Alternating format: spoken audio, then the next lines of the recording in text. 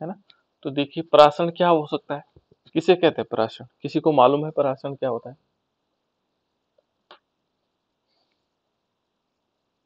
किसी को मालूम है बेटा परासरण के बारे में? कोई बता सकता है जिसको परासरण के बारे में मालूम हो?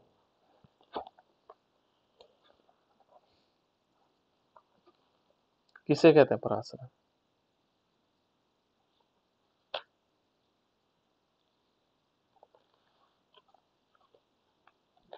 किसी को नहीं आइडिया इसके बारे में, परासरण किसी ने देखा हो, कहीं परासरण क्रिया देखी हो? आप लोगों ने परासरण क्रिया नहीं देखी?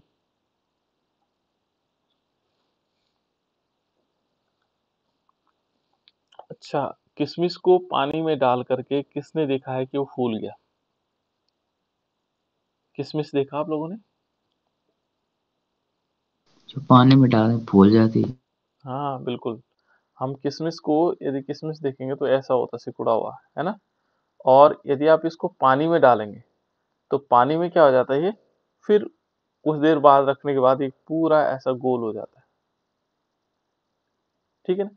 ये क्यों हुआ? कुछ ना कुछ सर घटना उसके हुई। बारीक छिद्र होते हैं, इसके अंदर पानी बैठ जाता है, फूल जाते हैं। बारीक छिद्र होते हैं और पानी भर जाता है इसके अंदर, ठीक है ना। चलो ऐसा कुछ घटना हुई है कि इसके अंदर बारीक छिद्र हैं और वो जो है उसके अंदर पानी भर जाता है। फिर हम इसको क्या कर सकते हैं, किशमिश बना सकते हैं। हमने फूल गया इस प्रकार से, और इस फूली हुई किशमिश को फिर हम वापस ऐसे बना सकते हैं, सिकुड़ी हुई किशमिश बना सकते हैं,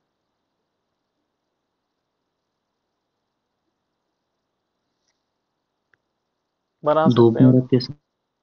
अच्छा चलो धूप पे रख देंगे तो ये जो है ऐसे वाली, और कोई क्रिया है ऐसी जो वापस ऐसे बन जाएगा बिना धूप के रखे हुए?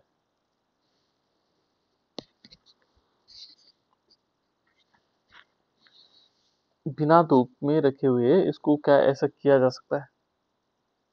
किया जा सकता है ना। चलो मैं बताता हूँ क्या हो सकता है। तो प्राशन की क्रिया होती है बेटा, देखो हमारे पास दो चीजें होती हैं। एक तो जो इस बिलियन वाले चैप्टर में हमने पढ़ा, एक तो पढ़ा बिलियन, यदि अब देख देंगे बिलियन में दो चीजें होती है।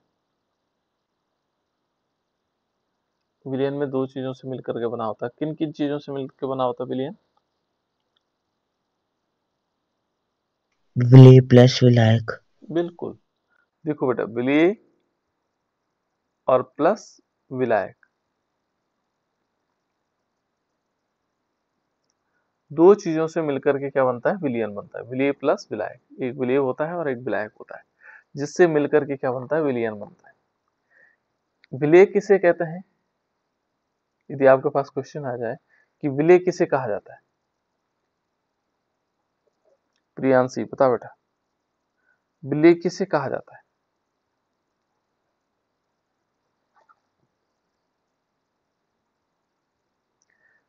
विलेय सिंपल वैसी भाषा में देखते हैं, जो कम मात्रा में होता है। क्या कहा मैंने, क्या कहा बेटा प्रियांशी? विलेय कौन होता है? जो कम मात्रा में होता है। हाँ, और विलायक क्या होगा? जो अधिक मात्रा। बिल्कुल। यहाँ पे दो चीजों को ध्यान रखना है, जिसकी मात्रा क्या होगी, कम होगी, वो कहलाएगा विलेय,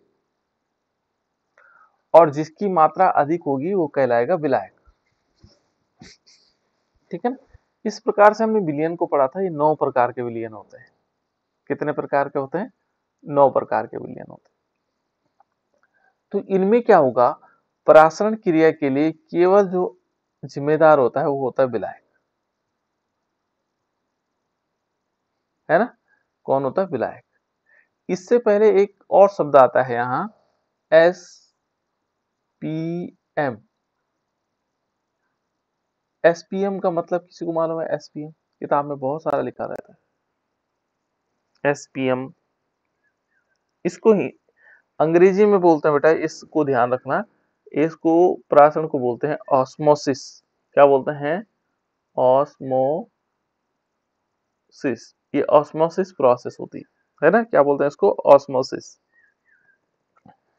इस एसपीएम को सुना बेटा आप लोगों ने? एसपीएम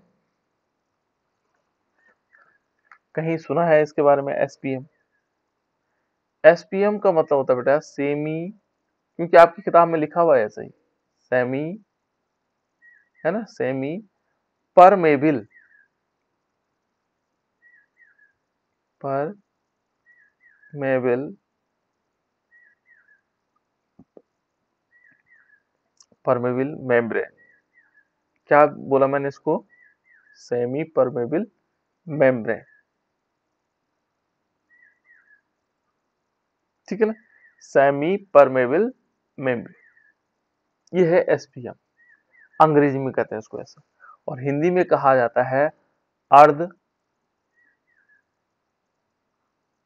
पारगम्य झिल्ली। देखो बहुत मजेदार, इसमें नाम से ही पता लग रहा है हमें, अर्ध पारगम्य झिल्ली। विलयन के दो भाग है, एक विलेय है और एक विलायक है। आधा भाग तो विलेय होता है, अर्ध, है ना, और आधा भाग क्या होगा? विलायक। विलयन के दो भाग है, एक विलेय और प्लस विलायक। ये क्या करता है, जो सेमी परमेबल मेम्ब्रेन है, ठीक है ना, अर्ध पारगम्य झिल्ली, ये आधे को पार होने देता है, दूसरे को नहीं होने देता। एक जो इस जो एक है, एक पार्ट है, और ये केवल जो अर्ध पारगम्य झिल्ली होती है, इसमें से केवल विलायक आर पार जा सकता है। कौन जा सकता है बेटा आर पार? कौन जाएगा बेटा आयुष आर पार? कौन जाएगा? आयुष, इन दोनों में आर पार कौन जा सकता है? विलायक। बिल्कुल, कौन जा सकता है? विलायक जा सकता है। यानी कि आर पार केवल कौन जाएगा? विलायक जाएगा। आर पार यदि जाएगा तो कौन जाएगा? विलायक जाएगा। इसलिए इसको अर्ध पारगम्य झिल्ली कहा जाता है। केवल ये विलयन के आधे भाग माने विलायक को आर पार जाने देता है, विलेय इसमें से आर पार नहीं जा सकते। विलेय क्या नहीं हो सकता? इसमें से आर पार नहीं जा सकते हैं। इसमें से अर्ध पारगम्य झिल्ली। तो जो अर्ध पारगम्य झिल्ली है ऐसे, इसमें से केवल कौन जाएगा आर पार, यानी कि इसको अंदर बाहर कौन जा सकता है? केवल विलायक जा सकते हैं, विलेय के कण नहीं जा सकते हैं। विलेय क्या नहीं हो सकते? इसमें से आर पार नहीं जा सकते। इतनी बात क्लियर हो गई बेटा? इसमें से केवल विलायक ही आर पार जा सकते हैं, विलेय के कण नहीं जा सकते, तो उसको बोलते हैं अर्ध पारगम्य झिल्ली। अब पहले प्राशन की क्रिया को समझते हैं, है ना। ये तो हमने इससे संबंधित शब्दावली समझ ली। ये प्राशन की क्रिया से पहले हमने अर्ध पारगम्य झिल्ली समझ ली। आर पार जाने वाला कौन है? विलायक है, ठीक है ना, केवल जा सकता है। और कब आर पार जाएगा? वो जाएगा सांद्रता पे। सांद्रता आप लोग समझते हैं, सांद्रता किसे कहते हैं बेटा? सांद्रता, देखो यहां पर हमने क्या किया, हमने एक पानी लिया, चलो H2O ले लेते हैं, ठीक है, इसमें हमने कुछ नहीं मिलाया, तो इसकी सांद्रता सबसे कम होगी, कुछ नहीं मिलाया हुआ। लेकिन इसमें दूसरे वाले में लिया, हमने नमक मिलाया, 5 ग्राम नमक मिलाया, NaCl मिलाया, साधारण नमक, ठीक है ना, इसमें 5 ग्राम NaCl मिलाया, इसकी सांद्रता थोड़ा अधिक होगी। फिर हमने क्या किया, इसमें 10 ग्राम पानी 1 लीटर ले रखा है, और इसमें हमने 10 ग्राम NaCl मिलाया, इसकी सांद्रता क्या होगी बेटा? सबसे ज्यादा सांद्रता किसकी होगी? जिसमें 10 ग्राम मिला घुला हुआ है, NaCl घुला हुआ, इसकी कम, इसकी थोड़ा ज्यादा, सबसे ज्यादा इसकी है। और ये सब पानी में घुले हुए, ये सब किस में घुले हुए हैं? पानी में। तो ये सबसे ज्यादा सांद्रता विलयन वाला है। इससे ज्यादा वो अलग हो सकता है, माना हम 20 ग्राम घोल दें 1 लीटर में, तो ये सबसे अधिक हो जाएगा। तो सांद्रता क्या हुआ? जहां पर विलेय के कणों की संख्या ज्यादा है, वो ज्यादा सांद्र विलेय है। क्लियर? देखो बेटा, अभी मैंने एक दो चीजें आप लोगों को बताई थी, तो किशमिश की कहानी बताई थी। क्या किशमिश जो सूखा हुआ है उसको हम फुला भी सकते हैं, और फिर क्या कर सकते हैं? सिकोड़ भी सकते हैं। कुछ लोगों ने कहा हम इसको क्या कर देंगे, धूप में रखेंगे तो ये फिर सूख जाएगा, लेकिन धूप में सड़ भी सकता है, ठीक है। चलो अब समझते हैं पहले परासरण की क्रिया। तो परासरण की क्रिया में होता क्या है कि किसी अर्धपारगम्य झिल्ली से, क्योंकि कोई अर्धपारगम्य झिल्ली है हमारे पास, अर्धपारगम्य झिल्ली का मतलब सेमी परमेबल मेम्ब्रेन, एसपीएम, के एक ओर से शुद्ध विलायक दूसरी ओर विलयन को रखा जाए तो विलायक के अणु झिल्ली से होकर के विलयन में पहुंच जाते हैं और या तथा दोनों ओर समान सांद्रण उत्पन्न करने का प्रयत्न करते हैं। देखो कैसे होगा, यहां पर हमने एक किशमिश लिया और किशमिश कैसे है, ऐसे सिकुड़ा हुआ है।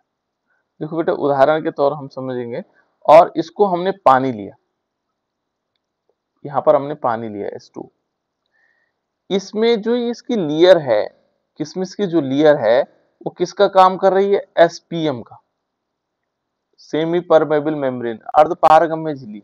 जो किशमिश की बाहरी लेयर है वो किसका काम कर रही है, अर्धपारगम्य झिल्ली। इसका अर्धपारगम्य झिल्ली का मतलब हुआ ये केवल पानी के अणुओं को अंदर बाहर जाने देगी, अंदर भी जाएंगे तो पानी के अणु जाएंगे, बाहर भी आएंगे तो पानी के अणु आएंगे। इसके अंदर के जो पदार्थ हैं वो अंदर बाहर नहीं जा सकते क्योंकि वो विलेय है।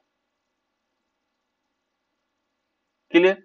अब हुआ क्या बेटा, देखो इसके अंदर क्या है, इसके अंदर की जो सांद्रता है वो अधिक है, इसके अंदर का सांद्रण अधिक है, यहां बाहर देखोगे तो यहाँ सांद्रण कम है। क्लियर। एक जो परासरण की क्रिया होती है ये हमेशा क्या होती है, विलायक के कण जो होता है, किसको कहा बेटा मैंने, विलायक के कण, के कण हम कह सकते हैं कम सांद्रता से, कम सांद्रता से अधिक सांद्रता की ओर, अधिक सांद्रता की ओर गमन करते हैं, ये जाते हैं, गमन करते हैं, सॉरी। और कब तक करते हैं बेटा, ये ध्यान में रखना है, कब तक गमन करेंगे, जब तक वो सांद्रता बराबर न कर ले, अंदर बाहर की सांद्रता दोनों बराबर न हो जाए, ये तब तक गमन करते हैं, ठीक है ना। कब तक गमन करेंगे, जब तक सांद्रता बराबर न हो जाए। तो जैसे हम क्या करते हैं, किशमिश में को पानी में डालते हैं तो ये पानी के कण क्या होते हैं, इस किशमिश के अंदर जाते हैं, किसके द्वारा, एसपीएम के द्वारा, सेमी परमेबल मेम्ब्रेन के द्वारा, ठीक है। अब किशमिश फूल गया, किशमिश क्या हो गया, फूल गया। अब हम इसको पुनः सिकोड़ना चाहते हैं, तो कैसे सिकोड़ा जा सकता है, इसका मतलब इसके अंदर पानी के अणु घुस गए, उन पानी के अणु को हमें बाहर निकालना होगा। तो हमने क्या कहा, जो विलायक के कण है इस पानी के अंदर, जो इस किशमिश के अंदर जो है, जो हमने क्या पानी के अणु जा रखे हैं उनको बाहर निकालना है। तो उसको बाहर निकालने के लिए तरीका क्या है, इसको बाहर निकालने के लिए हम बाहर की सांद्रता बढ़ा दें, अंदर की सांद्रता कम होगी और ये बाहर की सांद्रता यदि अधिक हो जाए, यहाँ की सांद्रता क्या कर देंगे, पानी की सांद्रता क्या कर देंगे, अधिक सांद्रता। कैसे हो सकती है अधिक सांद्रता, कोई बता सकता है बेटा, अधिक सांद्रता हम बाहर कैसे करेंगे। देखो कुछ चीजें समझने की बहुत मजेदार है। देखो अधिक सांद्रता कैसे करेंगे, इस जो पानी हमने बाहर लिया उस पानी में क्या कर देंगे, 2 चम्मच नमक डाल देंगे, ये आप लोग कर भी सकते हो घर में।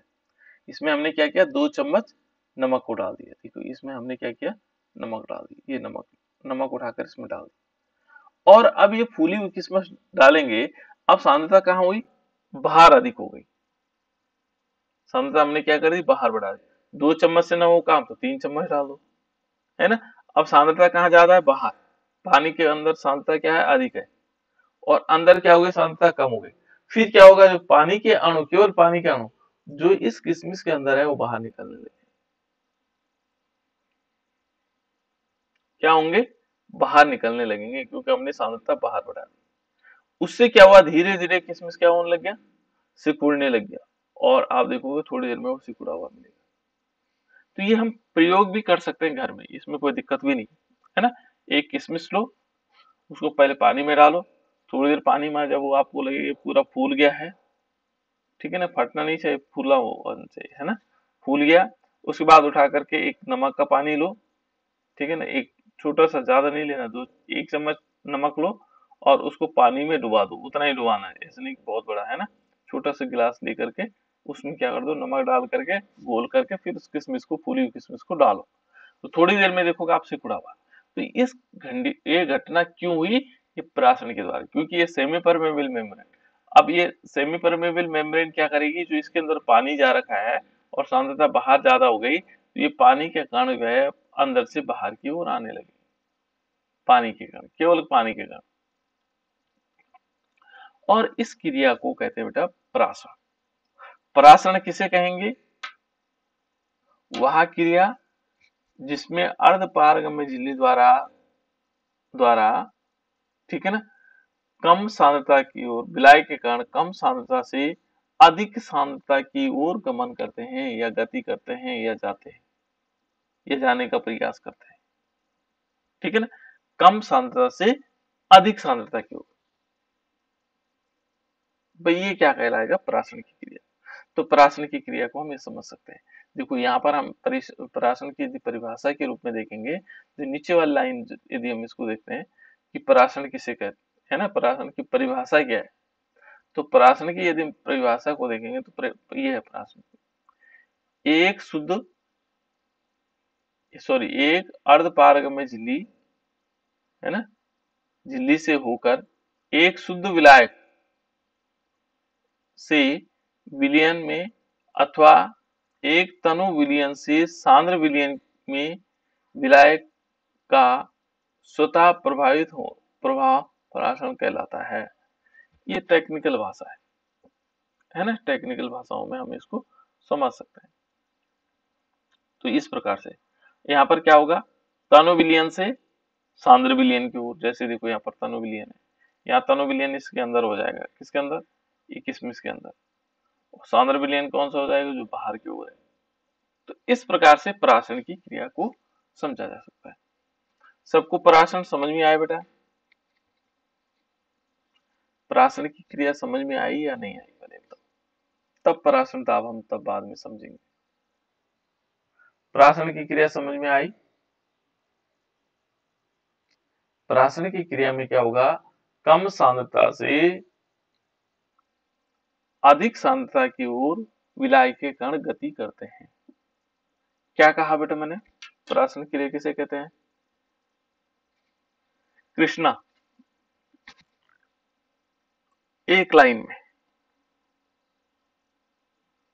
सर जिसमें विलायक के कण कम सांद्रता से अधिक सांद्रता की ओर जाते हैं। बिल्कुल ठीक है ना, जिसमें विलायक के कण कम सांद्रता से अधिक सांद्रता की ओर जाते हैं। साहिल किसे कहेंगे बेटा परासरण, साहिल। सर जिसमें विलायक के कण कम सांद्रता से अधिक सांद्रता की ओर जाते हैं। बिल्कुल ठीक है ना, ये याद भी रखना बेटा आपने, है ना। उसके बाद सुषमा बताओ बेटा, किसे कहते हैं सांद्रता, सर जिसमें विलायक के कण कम सांद्रता से अधिक सांद्रता की ओर गमन करते हैं। बिल्कुल गमन करते हैं, ठीक है। शिक्षा, सर जिसमें विलायक के कण कम सांद्रता से अधिक सांद्रता की ओर गमन करते हैं। बिल्कुल। वंदना, सर जिसमें विलायक के कण कम सांद्रता से अधिक सांद्रता की ओर गति करते हैं। केशव, गुड, सर जिसमें विलायक के कण कम सांद्रता से अधिक सांद्रता की ओर गति करते हैं। बिल्कुल बहुत बढ़िया। अभिषेक नाथ,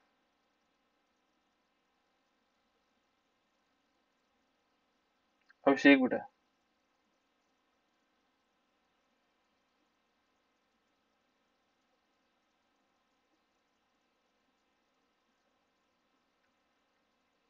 अभिषेक? जिसपे विलय के कण कम सांद्रता से अधिक सांद्रता की ओर जाते हैं। बिल्कुल सही है ना। इस प्रकार से हम कह सकते हैं कि क्या है, ये है हमारे पास दिव्या। जिसमें विलायक के कण कम सांद्रता से अधिक सांद्रता की ओर गति करते हैं। गुड, सबको पूछ लिया ना, सब जगह में। चलो ठीक है, गुड। अब देखो बेटा, अब ये तो परासरण की क्रिया थी, हमने तो मेन क्या था, परासरण दाब पढ़ना था। क्या पढ़ना था? परासरण दाब। अब परासरण की क्रिया तो हम समझ गए, लेकिन परासरण दाब क्या हुआ? तो इन्होंने क्या किया, जो साइंटिस्ट हैं उन्होंने क्या किया कि यहाँ पर देखो, आप लोग देखोगे तो अंडे से भी एग्जांपल ले सकते हैं। अंडे के बाहर जो होता है ना बेटा, एक लेयर होती है। जैसे अंडा को तोड़ना कभी, तो अंडा जिसमें लिक्विड हो अंदर, कौन सा अंडा? जिसमें अंदर लिक्विड हो। लिक्विड का मतलब जो आपने बॉयल नहीं किया हो। तो अंडे के चारों ओर एक लेयर होती है, ऐसी पतली सी सफेद लेयर। उसके बाहर क्या होता है, एक कवच होता है। तो कवच को इस प्रकार से तोड़ना है कि ये अंदर की झिल्ली न टूटे, है ना। ये अंदर की झिल्ली, जिसको इसको हम कह सकते हैं एसपीएम, क्या हो सकते हैं, सेमी परमेबल मेम्ब्रेन। इसकी जब हम झिल्ली अंदर वाले रखेंगे और इसको उठा करके नमक के पानी में डाल दो, तो ये अंडा भी सिकुड़ जाएगा। ये अंडा भी क्या होगा, सिकुड़ा हुआ होगा। थोड़ा सा तो सिकुड़ जाएगा ही, है ना। ज्यादा नहीं सिकुड़ेगा तो थोड़ा तो सिकुड़ जाएगा। इसके अंदर के भी क्या होंगे, विलायक के कण बाहर आ जाएंगे। पर ये ध्यान रखना होगा कि इसकी लेयर कहीं से टूटी हुई नहीं होनी चाहिए। इसको भी समझ सकते हैं, है ना। तो अब देखो बेटा, इस परासरण की क्रिया को, जो परासरण की क्रिया हो रही है, इसको रोकने के लिए जितना हम दबाव उत्पन्न करें, तो साइंटिस्टों ने क्या किया, उन्होंने इस प्रकार से एक जाल लिया, देखो, है ना। और यहाँ पर क्या किया, एक बर्तन ऐसा लिया जिसमें बीच में क्या है, एसपीएम है। ये क्या लगा दे यहाँ बीच में, एसपीएम। इसको बोलते हैं सेमी परमेबल मेम्ब्रेन। ये एसपीएम लगा दी। और इस तरफ भी क्या किया, यहाँ पर एक ऐसा पंप लगाया, देखो ऐसे यहाँ पर, है ना, ऐसे करके, और इसको जोड़ दिया। फिर यहाँ पर भी क्या किया, ऐसे करके इन्होंने एक, इसको समझना है बेटा, है ना। एक क्या लगाया, इसमें पिस्टन लगाया। अब क्या किया, इनको ठीक यहाँ तक भर दिया, जैसे इतना इतना भर दिया। इसको थोड़ा समझने के लिए थोड़ा गड़बड़ हो गया बेटा, 1 मिनट में देखता हूँ। यहाँ चित्र बना तो नहीं रखा इसमें, ये है, मान लीजिए ये बना, ये दिखाई दे रहा है आपको, है ना, चित्र दिखाई दे रहा है बेटा, इस प्रकार से बना हुआ।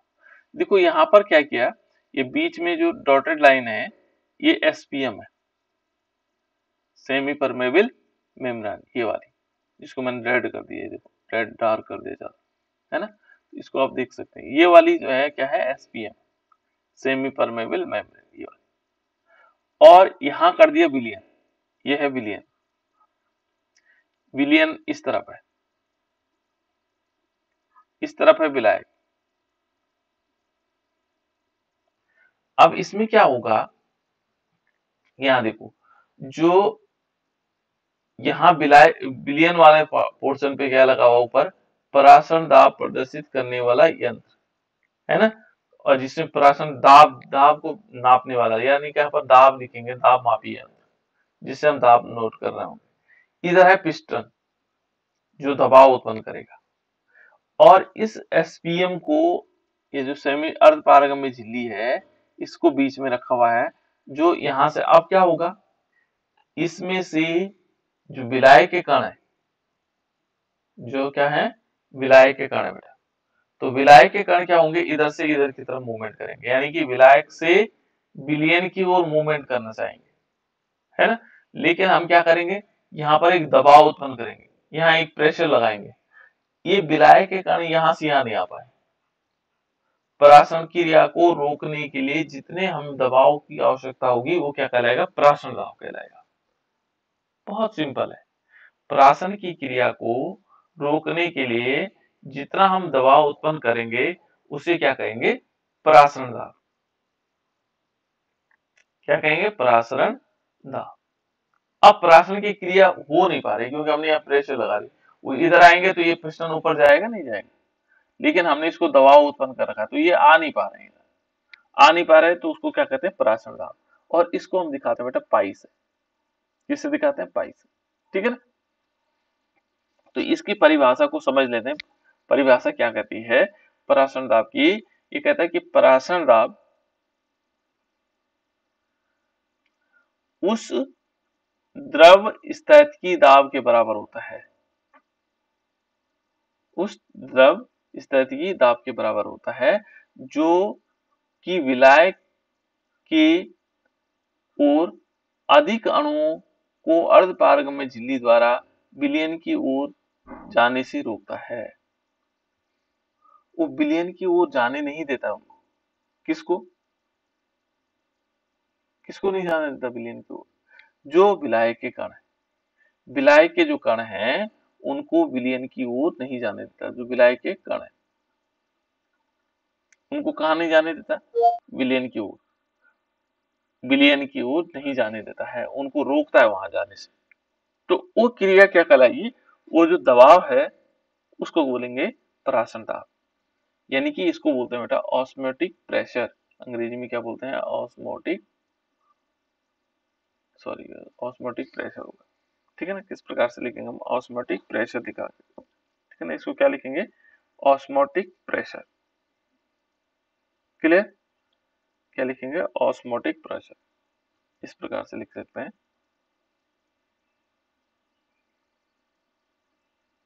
ठीक है ना। क्योंकि कहीं कहीं पर उन्होंने पूछ लिया कि ऑस्मोटिक प्रेशर क्या है, तो आपको पता होना चाहिए, ठीक है ना। इसको बोलते हैं परासरण दाब।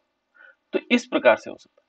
दूसरा एक मेथड तो इन्होंने ये दिया और दूसरा मेथड ये दिया है ना। तो यहाँ पर लिख सकते हैं कि विलयन पर लगाए गए, देखो विलयन पर लगाया गया वह आधिक्य यांत्रिक दाब, देखो यांत्रिक माने यंत्रों के द्वारा, जो अर्धपारगम्य झिल्ली द्वारा परासरण को रोकने के लिए आवश्यक हो, ठीक है ना। विलयन का परासरण दाब कहलाता है।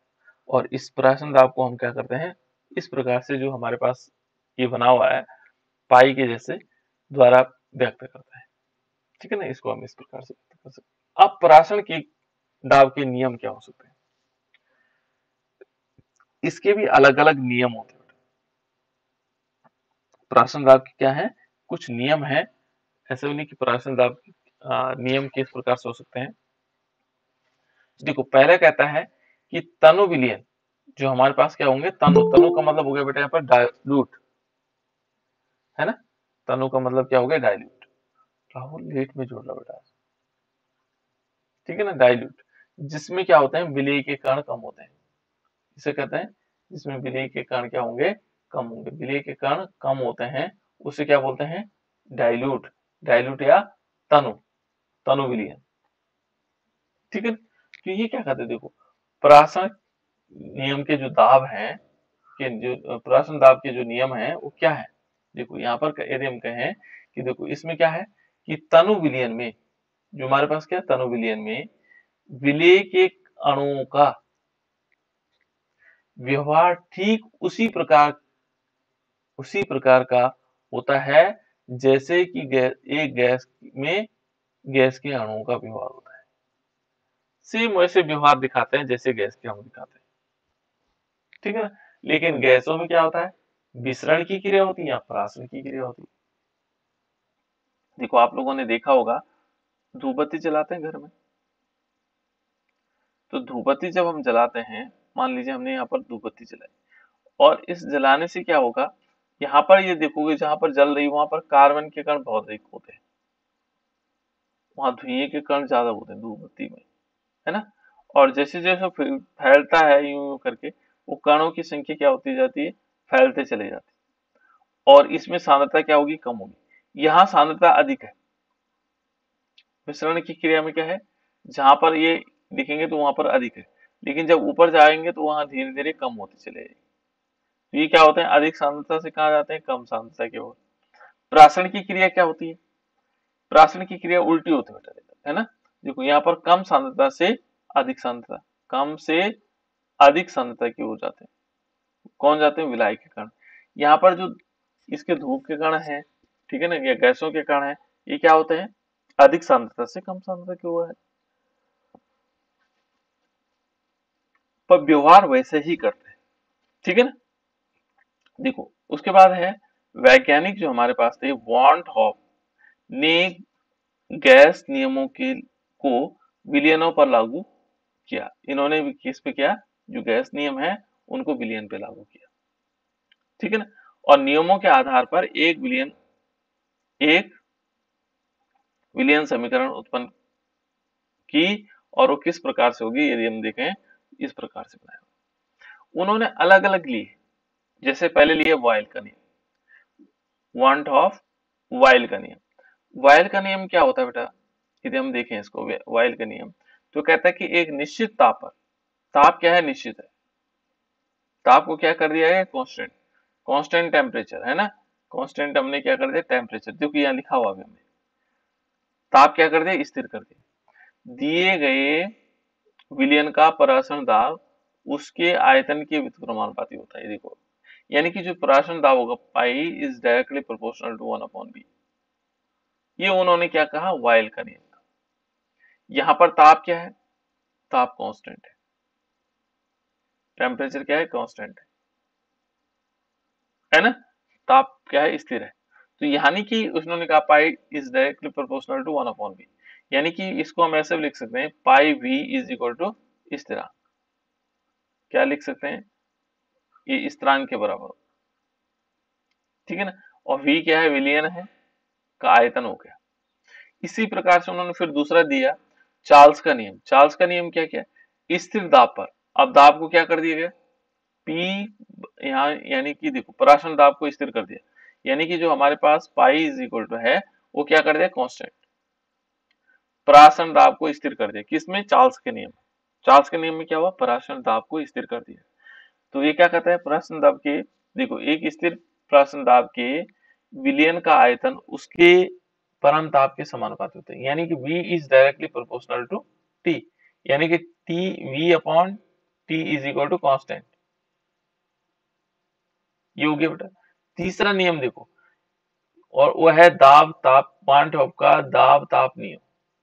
और ये कहता है देखो एक स्थिर आयतन, अब आयतन स्थिर कर दिया है ना, तनु विलयन का परासरण दाब उसके परम ताप के समानुपाती होता है, यानी कि pi is directly proportional to T, यानी कि pi upon T is equal to constant.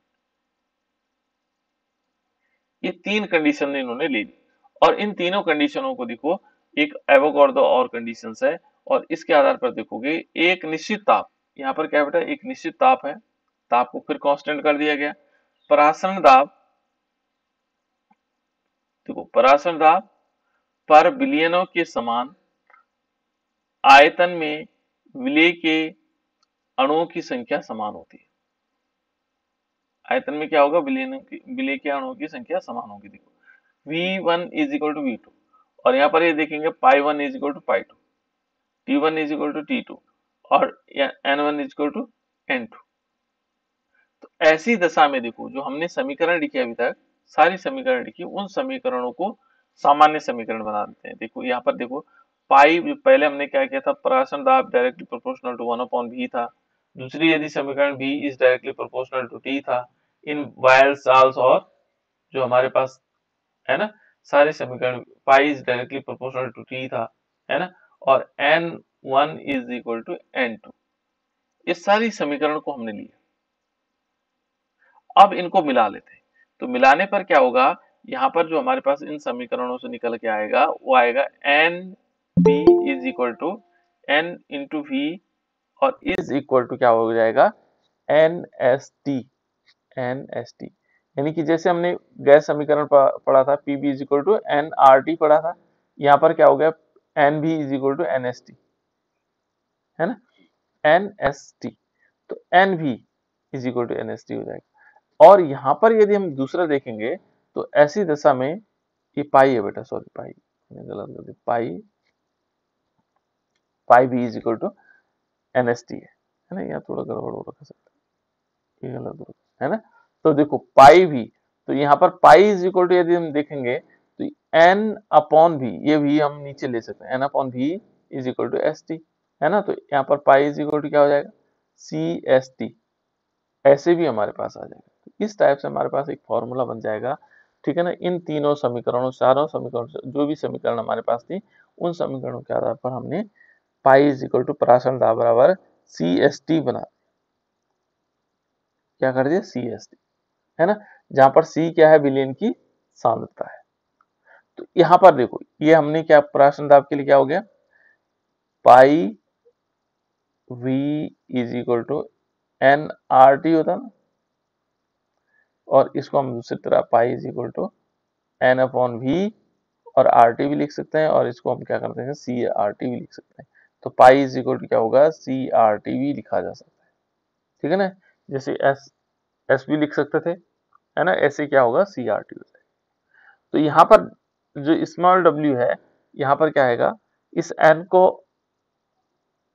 यदि हम इसको देखें सी को, तो सी को हम सांद्रता के रूप में लिख सकते हैं, है ना। सी को हम क्या लिख सकते हैं, सांद्रता के रूप में लिख सकते हैं।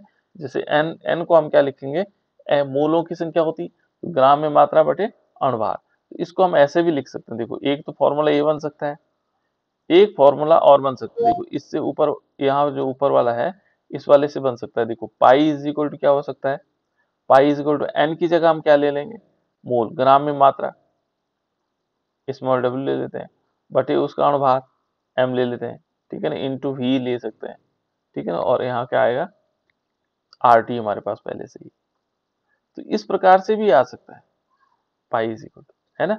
जहां पर क्या होगा, जो डब्ल्यू है वो विलेय के ग्राम द्रव्यमान है, और एम क्या है, विलेय का अणुभार है, ठीक है ना। इस प्रकार से भी हमारे पास एक बना सकते हैं। तो हम अणुभार भी ज्ञात कर सकते हैं इसे। यदि हम अणुभार ज्ञात करना चाहेंगे तो इसको यहाँ ले लो, यहाँ पर क्या आएगा, W R T upon pi into V is equal to क्या होगा, उसका अणुभार निकाल सकते हैं, जो पदार्थ है उसका अणुभार निकाल सकते हैं। तो इस प्रकार से पराशरण दाब को हम समझ सकते हैं। पराशरण दाब भी काफी इंपॉर्टेंट है, ठीक है ना। अब इसमें देखो, एक है वांट ऑफ कारक,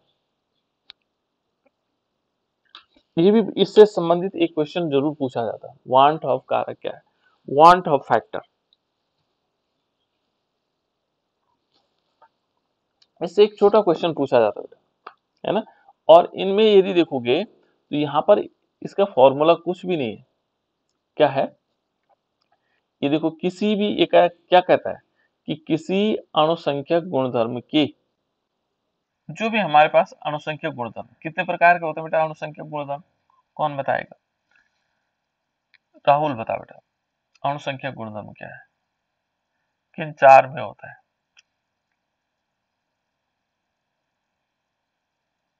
बताओ।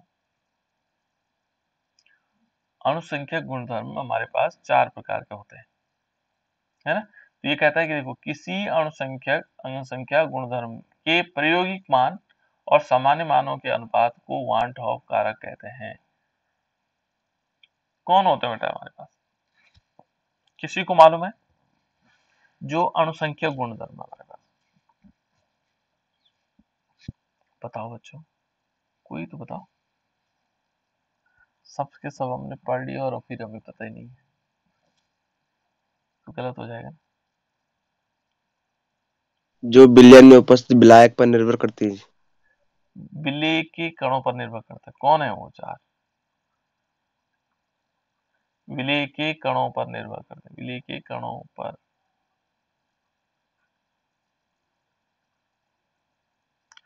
पहले यदि देखोगे तो सबसे पहले कौन सा पढ़ा हमने, वाष्प दाब में अवनमन, पढ़ा कि नहीं पढ़ा, ये अणुसंख्यक गुणधर्म है। दूसरा हमने पढ़ा था क्वथनांक में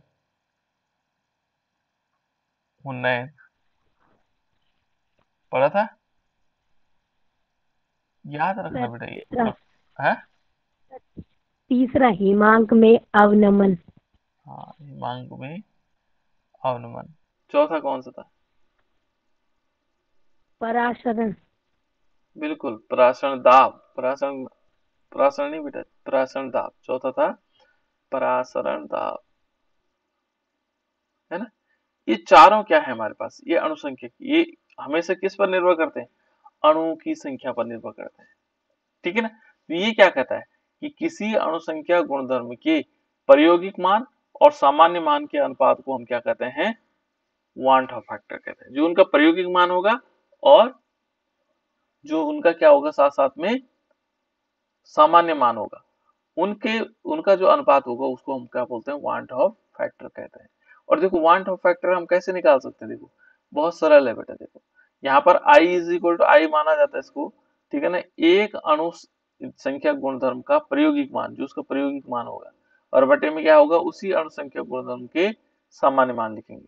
तो यहाँ पर देखो जैसे अब वाष्प दाब, अभी यहाँ लिखा हुआ तो था, वाष्प दाब में अवनमन के लिए यदि हम वाष्प दाब के अवनमन के लिए निकालेंगे तो I इज इक्वल क्या होगा, देखो ये ओ बी एस जो लिखा हुआ ऑब्जर्व वैल्यू है, ठीक है ना, ऑब्जर्व वैल्यू है।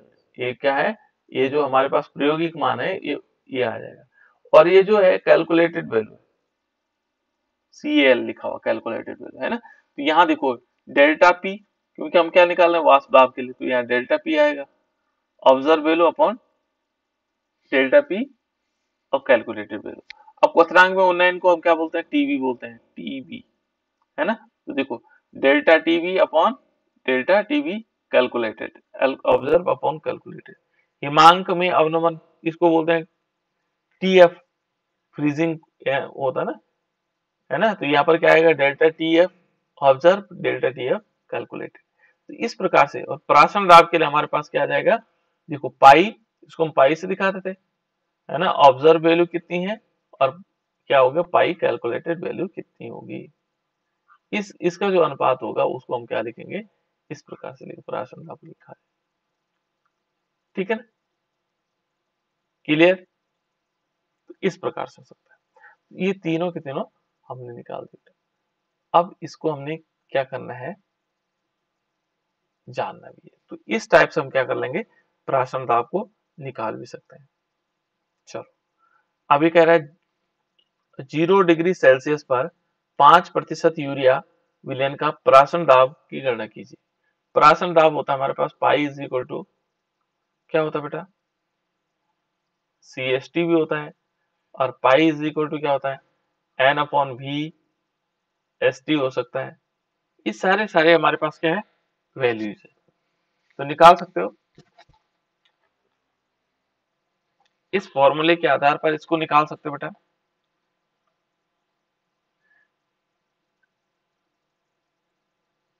निकाला जा सकता है, कोई भी एक चीज ले लीजिए। यहां पर हमें दिया क्या है, यदि हम यहां पर देखेंगे तो हमें क्या दे रखा है, 0 डिग्री सेल्सियस टेम्परेचर दे रखा है T। तो T 0 डिग्री सेल्सियस का मतलब इसके साथ 273 जोड़ दो तो ये केल्विन में आ जाएगा, 273 केल्विन T मिल गया। फिर हमें चाहिए होता है S की वैल्यू कितनी होती है बेटा, ये S जो है ये ध्यान रखना, ये कांस्टेंट वैल्यू है, इसकी जो वैल्यू होती है 0.0821, ठीक है ना। ये वैल्यू हमारे पास R की जो वैल्यू होती है वही हमारे पास S की वैल्यू हो सकती है। तो R मान लो या S मान लो, ठीक है ना। T हमने निकाल दिया, S भी आ गया, N अपॉन V। अब हमारे पास एक तो V बचा, तो इसमें V दे रखा है, ये कह रहा है 5%। 5% का मतलब मान लो 5% का मतलब 5/100, तो इसको हम 100 ml मान ले, 5% है ना, तो 5/100 है ना, यानी कि 100 में से 5 क्या है, तो जो यहाँ पर होगा वॉल्यूम होगा, वॉल्यूम हम मान लेते हैं, वॉल्यूम हमारे पास क्या है 100 ml मान लेते हैं, परसेंटेज के फॉर्म में है ना, इसलिए लिख लिया, ठीक है ना। अब दूसरा क्या हो सकता है, जो हमारे पास स्मॉल w है वो 5 ग्राम है, क्योंकि उसको 5 ग्राम मान लेते हैं, 5% लिखा हुआ तो 5 ग्राम मान सकते हैं, ठीक है ना। अब क्या बचा है, एन की वैल्यू हमें मिल गया, ये मिल गया, तो हम प्राशन दाब आसानी से याद कर सकते हैं। तो पाई इज इक्वल टू हमारे पास क्या होगा, pi is equal to N upon B. N कितना है, एन की जो हमारे पास वैल्यू है वो कितनी है, नंबर ऑफ मोल्स, तो ग्राम में मात्रा, ग्राम में मात्रा कितनी है 5 ग्राम, ठीक है ना। बटे इसका अणुभार, किसका, यूरिया है, तो यूरिया का सूत्र क्या होता है, NH2CO NH2 होता है। ठीक है बेटा, इसका यदि हम निकालेंगे कितना होता है बेटा, इसका यूरिया का अणुभार कितना होगा, कितना होगा बेटा यूरिया का अणुभार, जल्दी बताओ, अब तो याद हो जाना चाहिए।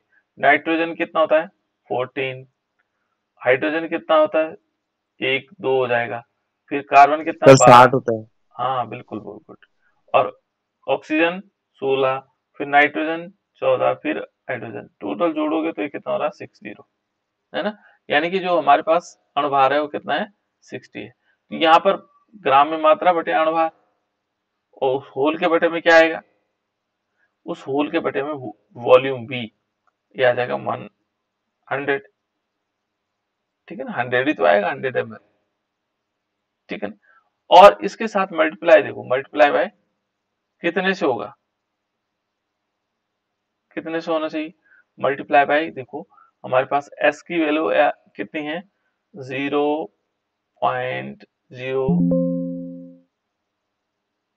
गड़बड़ हो गया है ना, चलो एक मिनट, ठीक है ना, ये आ गया हमारे पास। अब हम क्या करेंगे इसमें, देखो 0.0821 है ना, ये S और T की वैल्यू कितनी है 273, तो इन सबको कैलकुलेट करने के बाद हमारे पास आ जाएगा, ये लगभग आएगा पाई की वैल्यू 18.67 वायुमंडल, इतने वायुमंडल, ठीक है ना। तो इस प्रकार से हम इसको निकाल सकते हैं, ये मैंने आपको एक सिंपल एग्जांपल के तौर पे बताया, ठीक है ना, कि इस प्रकार से हम इसको सॉल्व कर सकते हैं। ऐसे ही एक दूसरा वाला क्वेश्चन भी है 27 डिग्री पर m/20, इसमें वांट गुणांक निकालने के लिए आता है ना, उससे संबंधित मैंने अभी क्वेश्चन नहीं करवाया आप लोगों को, है ना, इस प्रकार से हम इसको समझ सकते हैं, क्लियर। तो ये हो गया बेटा हमारे पास, इन चीजों को हम समझ सकते हैं, ठीक है, क्लियर। अब थोड़ी सी और आगे चलते हैं, इसके बाद जो नेक्स्ट टॉपिक है हमारा वो है प्रतिलोम पराशरण, प्रतिलोम पराशरण, चलो इसको मैं कल बताता हूँ आप लोगों को, है ना, टाइम भी ओवर हो गया।